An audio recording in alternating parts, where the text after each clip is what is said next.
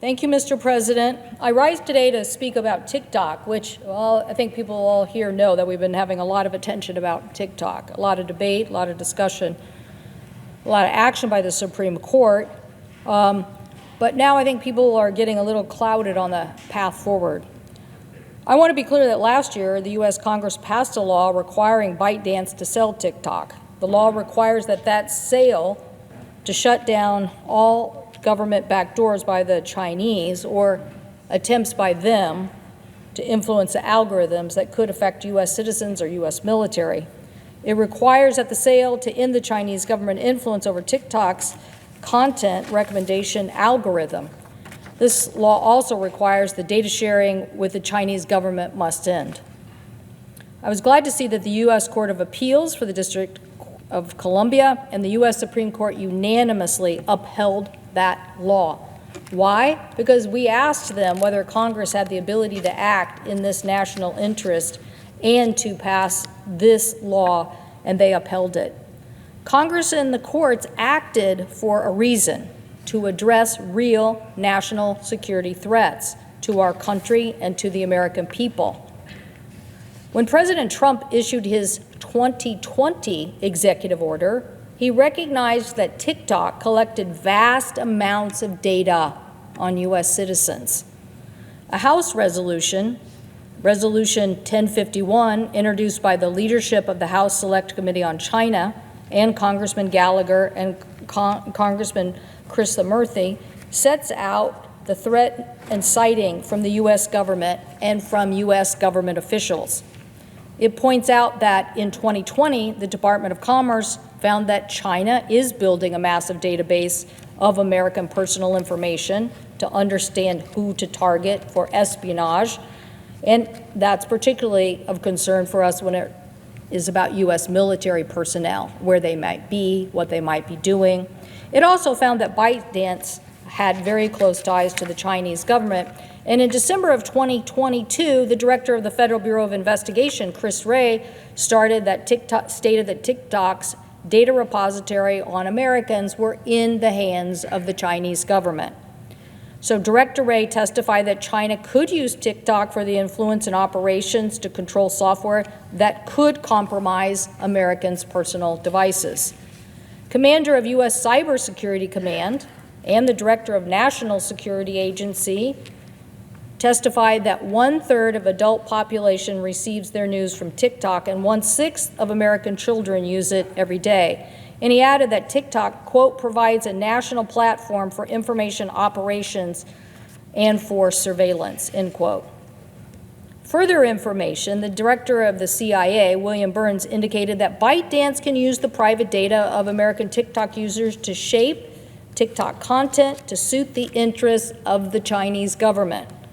Now, this was most important as it related to a 2023 Rutgers University report found that TikTok amplifies and demotes content based on the interests of the Chinese government. No surprise, if you could have an influence, you demote or promote whatever you want to promote. The Rutgers report found, surprisingly, the issues of Hong Kong and Tiananmen Square didn't quite have the same level of oomph on TikTok as it did on Instagram, meaning that somehow those posts about those subjects were somehow not as voluminous.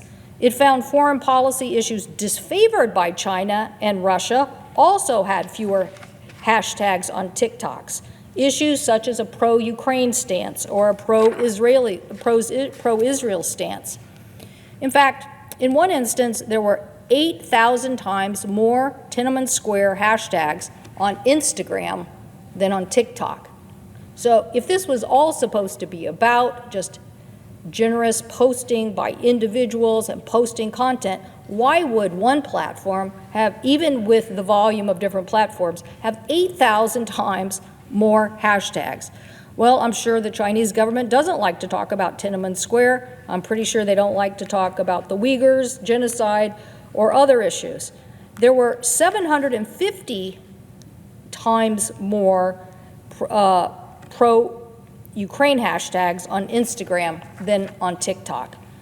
So Deputy National Security Advisor also pointed out that ByteDance has used TikTok to surveil U.S. journalists, to identify and retaliate against potential sources. Now, this is a concern to us in the United States. We wouldn't let the Chinese government own ABC or NBC. Why are we allowing them to influence a source of information about news, particularly when they are retaliating against journalists?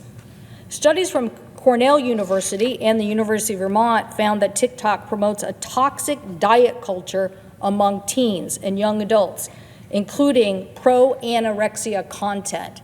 I can't think of anything more disgusting. Identifying teens, which you can see in the Rutgers report, that if the teen is identified with at all concerned about these issues, the next thing they do is get a massive amount of data thrown onto them about anorexia, which again is just promoting younger people's less faith in themselves and their body image.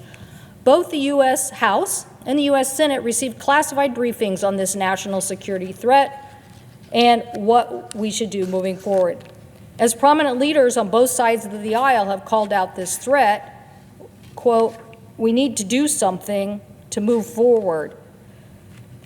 One colleague, Senator Cotton, has been quite clear. The Senate Intelligence Committee said on the floor last week, quote, TikTok harvests a vast trove of user data, including name, email, addresses, phone numbers, credit card, facial features, voice prints, keystrokes, photos, videos, and viewing habits. And this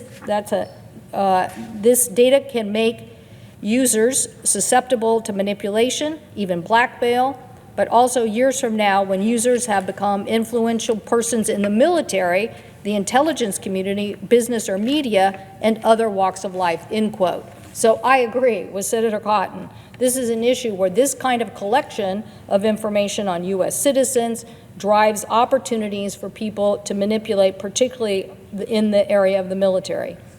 So senators and members of Congress want to work with President Trump as he tries to end what is a Chinese over-influence on such an important national security threat. The good news is that technology is advancing, and particularly advancing very rapidly right now. We're starting to see technology that is finally giving us the ability to take some of this control back with algorithms ourselves, as individuals, as U.S. citizens. Maybe you've heard the buzz around agentic AI. Here's what it means in plain language. We now can control the algorithms that billionaires or foreign governments have been using to control us. Agentic AI lets us turn the tables on them. We can now use AI to take in massive amounts of information from the internet from all sources, and then apply filters that we want to see, that we choose for ourselves, so that we only get the information we want to see and not what somebody else wants to do with our information. So I hope the President, as he's considering these issues, will look at this software solution. I don't know that a joint venture with the Chinese is going to rectify this issue about the algorithms.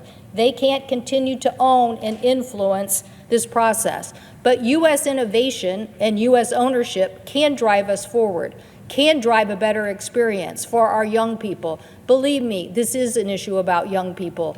Our youngest citizens of America shouldn't be the source of information targeted at them to undermine them, to basically create insecurities in them, and to promote ideas that we do not believe in the United States. So I hope that the President and I hope our colleagues here will encourage us to resolve this issue. We've given every tool possible now. It's time to get this into the hands of U.S. innovators and move forward. I thank the President, and I yield the floor.